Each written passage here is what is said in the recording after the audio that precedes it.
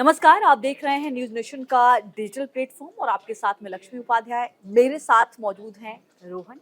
आज हम चर्चा करेंगे अमेरिका में नए राष्ट्रपति के तौर पर डोनाल्ड ट्रंप की जीत के बाद आखिर उसका असर भारत पर क्या होगा, भारत के लिए सकारात्मक नतीजे होंगे, नकारात्मक होंगे, क्या इम्पैक्ट पड़ेगा, मिडिल ईस्ट में क्या बदलाव देखने को मिलेगा, दुनिया भर में जिस तरीके से युद्ध की स्थिति बन रही है उस पर ट्रंप का आगे क्या रुख रहने वाला है, इन तमाम मसलों पर आज हम चर्चा करेंगे। जी लक्ष्मी, सबसे पहली बात, भारत पर ट्रंप के जीतने का क्या असर पड़ेगा, क्या ड्रॉबैक्स हो सकते हैं, क्या एडवांटेजेस हो सकते हैं, ये तो सबसे अहम मसला है ही। लेकिन ट्रंप की जीत कैसे हुई, उनके मूल मंत्र क्या रहे और कमला हैरिस कहाँ चूक हो गई, सबसे अहम बात ये है क्योंकि America, if I am not wrong, America के जो चुनावी इतिहास है उसमें 131 साल के बाद ऐसा पहली बार हुआ है कि कोई भी वहां का राष्ट्रपति एक कमबैक किया हो और एक गैप के बाद 127 साल के बाद ऐसा हुआ है कि एक ही चेहरे को दोबारा से राष्ट्रपति बनने का मौका मिला है। लेकिन सबसे बड़ी जीत होगी, सबसे बड़ी जीत है। ट्रंप ने सबको चौंकाया है, लेकिन गलती जाहिर तौर पर डेमोक्रेट से कहां हुई, ये अपने आप में अहम बात है। गलती की बात कर ले पॉइंट वाइज मैं लक्ष्मी रख दूं कि सबसे पहली बात तो कमला हैरिस को जिस तरह से लेट, बहुत कैंडिडेचर का जो अनाउंसमेंट हुआ बहुत लेट हुआ कमला हैरिस का। दूसरी चीज, कहीं ना कहीं कमला हैरिस को एक कठपुतली के तौर पर देखा जा रहा है, बाइडेन की कठपुतली या बराक ओबामा की कठपुतली, कि उनकी बातों को बस वो अपने पॉइंट्स में शामिल करती रही और उन्हीं की बातों को आगे बढ़ाती रही। तो ये सबसे पहली बात। एक अहम बात ये भी है कि अमेरिका के लोग कहीं ना कहीं एक फीमेल राष्ट्रपति को, महिला राष्ट्रपति को अभी भी स्वीकार करने में असहज महसूस कर रहे हैं। बिल्कुल, ये पहले भी हमने देखा है, बिल्कुल हेलेन के साथ भी यही स्थिति बनी। आज तक अमेरिका में कोई भी महिला राष्ट्रपति नहीं रही है और ऐसा अगर कमला हैरिस जीती तो वो पहली महिला राष्ट्रपति बन पाती। लेकिन फीमेल कैंडिडेट को कहीं ना कहीं अभी भी लेकर अमेरिकी जो सिटीजन्स हैं, वोटर्स जो हैं, वो अभी भी उतने कंफर्टेबल नहीं है। दूसरी चीज हमने ये देखा, जो एनालिसिस जो हमने किया यूएस इलेक्शंस का, उसमें मुसलमानों के प्रति, डेमोक्रेट्स के प्रति मुसलमानों की नाराजगी काफी ज्यादा रही इस बार। वो इसलिए भी रही क्योंकि चाहे इजराइल ईरान वॉर हो या रूस यूक्रेन वॉर हो, एक तो अमेरिका ने जितने ज्यादा पैसे झोंके, बिलियंस ऑफ डॉलर्स झोंक दिए वॉर में, तो कहीं ना कहीं अमेरिकन इससे तो नाराज। यही सबसे बड़ा मुद्दा ट्रंप ने बनाया कि मेरे राज्यों पिछले 4 सालों में आप देखिएगा, जब मैं राष्ट्रपति रहा कहीं भी युद्ध नहीं छिड़ने दिया गया। और आप 4 साल जो बाइडेन के रहे हैं,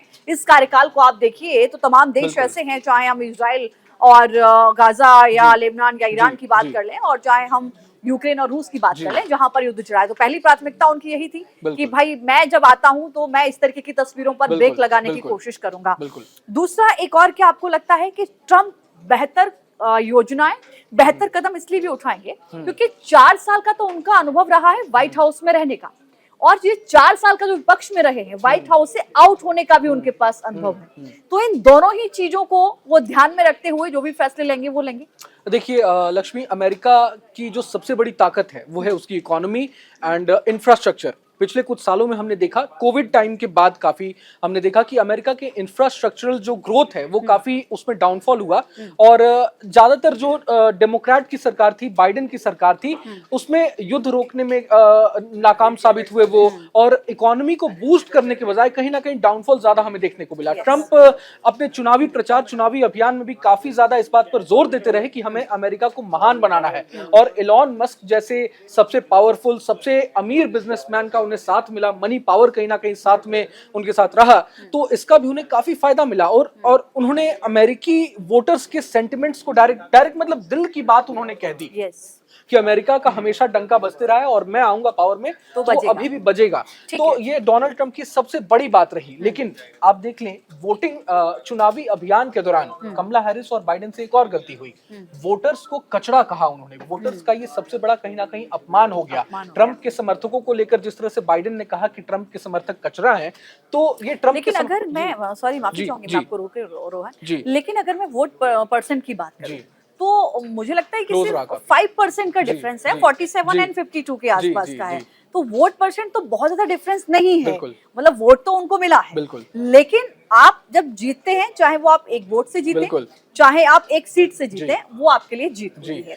तो ये तो बात रही। लेकिन जो मेरा फोकस था, जो मैं आपसे समझना चाह रही थी, वो ये था कि हम भारत के परिप्रेक्ष्य में इनको कैसे देख रहे हैं। हालांकि अगर हम पिछला कार्यकाल ट्रंप का देखते हैं, हाउडी मोदी कार्यक्रम पर नजर जाती है, गुजरात का उनका दौरा नजर आता है, और अभी भी मुझे लगता है कि 2-3 महीने बाद ही वो भारत आएंगे जब एक क्वाड समिट में हिस्सा लेने के लिए। तो उस वक्त उनका क्या पोस्चर रहता है, क्या उनका मैसेज रहता है, वो अलग होगा। लेकिन हमने देखा है कि एक राष्ट्रपति के अलावा जब वो भारत के प्रधानमंत्री नरेंद्र मोदी से मिलते हैं तो उनका एक पर्सनल टच समझ में आता है। वो कहते हैं धन्यवाद मेरे दोस्त। प्रधानमंत्री नरेंद्र मोदी भी उनको बधाई देते हैं कि दोस्त आपको जीत की बधाई हो। तो ये जो रिश्ते हैं, क्या हम ये माने कि आने वाले वक्त में अमेरिका और भारत के रिश्ते और बहुत ज्यादा प्रगाढ़ होते हुए नजर आएंगे? देखिए लक्ष्मी, मोदी और ट्रंप की जो ट्यूनिंग है वो हमने देख भी लिया। कल जिस तरह से पीएम मोदी ने बधाई दी ट्रंप को कि मेरे दोस्त आपको जीत की बहुत बहुत बधाई। ये छोटी छोटी ग्लोबल डिप्लोमेसी में छोटी छोटी जो बातें होती हैं वो बहुत बड़ा संदेश देने का काम करती हैं।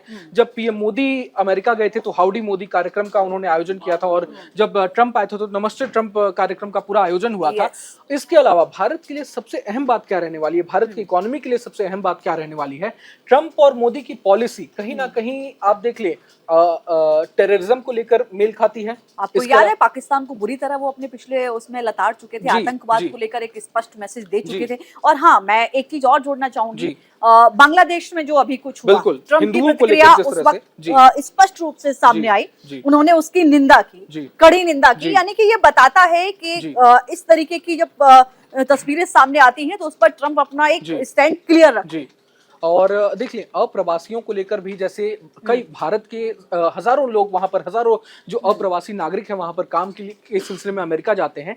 ट्रंप की पॉलिसी हमेशा से अप्रवासियों को लेकर थोड़ा वो सख्त रहते हैं। उनका कहना है कि अमेरिका में जो भी नौकरियां हैं उस पर सबसे पहला हक अमेरिकियों का ही होना चाहिए। इसी वजह से अमेरिकी वोटर्स जो हैं उन्हें बढ़ चढ़कर सपोर्ट भी करते हैं। उन्होंने बिल्कुल कहा कि आप जाइए, आप लीगल तरीके से आइए, आपको आना है तो आप लीगल तरीके से आइए, आपका स्वागत है। घुसपैठियों को लेकर भारत भी लगातार कहता रहा है कि घुसपैठियों को बर्दाश्त नहीं किया जाएगा। सबसे बड़ा एग्जाम्पल है जो सरकार का है।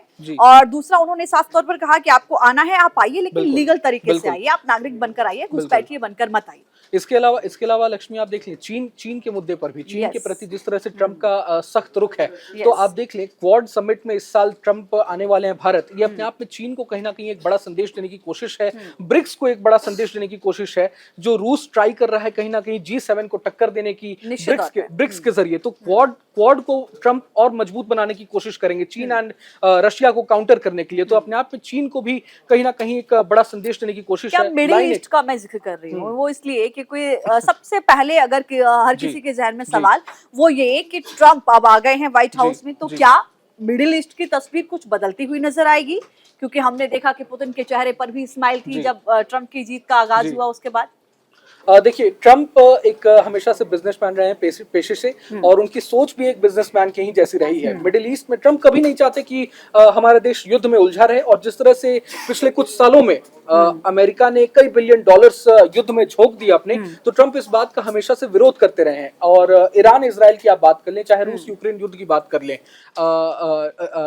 ट्रंप का हमेशा से इजराइल के प्रति सॉफ्ट कॉर्नर रहा है। तो ईरान की भी टेंशन, नेतन्याहू ने भी दोस्त कहकर बधाई दी और कहा कि यहाँ से अमेरिका की एक नई शुरुआत हो रही है। अगर हम इजराइल की तरफ से इन शब्दों को देखें तो इसके बहुत बड़े मायने हो जाते हैं। बिल्कुल मायने हो जाते हैं। और ईरान के लिए कितना बड़ा झटका है ट्रंप का आना, ये आप देख लें। सबसे बड़ा एग्जांपल मेरे सामने है कि ईरान की जो करेंसी है रियाल, वो अपने सबसे निचले स्तर पर पहुंच गई।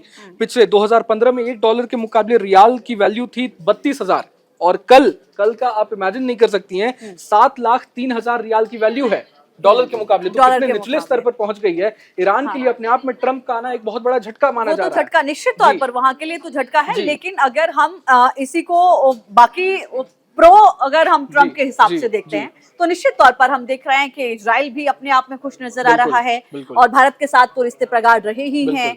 अब ये देखना होगा कि जो सबसे पहला फैसला होगा ट्रंप का वो क्या होगा, और सबसे पहली जो योजनाएं होंगी वो क्या होंगी। 4 साल का अनुभव और 4 साल का व्हाइट हाउस के बाहर का अनुभव, इनको ध्यान में रखते हुए ट्रंप किस तरीके से शुरुआत करते हैं। चाहूंगा जो जानकारी अभी सामने आई है, ट्रंप का सबसे पहला कदम घुसपैठियों को लेकर होने वाला है। मैक्सिको बॉर्डर जो है वहां पर वो वॉल बनाने की बात भी करते रहे हैं, अवैध घुसपैठियों को लेकर कई बार बातें कह चुके हैं। तो ये सबसे पहला कदम मेरा मानना है कि व्हाइट हाउस जाते ही घुसपैठियों को लेकर, अवैध घुसपैठिए जो है, बड़ा मैसेज दे सकते हैं, बड़ा कदम उठा सकते हैं। दूसरी चीज, एलॉन एलॉन मस्क, ट्रंप की जीत में एलॉन मस्क की जितनी बड़ी भूमिका रही, अब एलॉन मस्क को भी उतना ही बड़ा फायदा मिल सकता है। एलॉन मस्क की कंपनी टेस्ला हो, चाहे स्पेसएक्स हो, या फिर कहा तो ये भी जा रहा है कि ट्रंप का जो मंत्रिमंडल होगा, जो कैबिनेट होगा, उसमें एलॉन मस्क को कहीं ना कहीं सलाहकार के तौर पर भी शामिल किया जा सकता है। आप देख लें, एलॉन मस्क ने जिस तरह एक गैम्बल खेला ट्रंप को अंधा सपोर्ट करके, अगर डेमोक्रेट्स आ जाते तो आज एलॉन मस्क खत्म हो जाते, कोई उनको बचा नहीं सकता था। तो वही अब ट्रंप उन्हें फायदा पहुंचाने की भी कोशिश करेंगे एलॉन मस्क देखिए, को। निश्चित तौर जी। पर जो अपने हैं उनको तो फायदा होगा ही, लेकिन बाकी जगहों पर, बाकी देशों पर इनका क्या असर होगा, इस पर भी रहेगी नजर। फिलहाल बहुत शुक्रिया रोहन, आपका भी बहुत धन्यवाद। नमस्कार। न्यूज नेशन अब व्हाट्सएप पर खबरों के ताजा अपडेट के लिए न्यूज नेशन के इस QR कोड को स्कैन करें।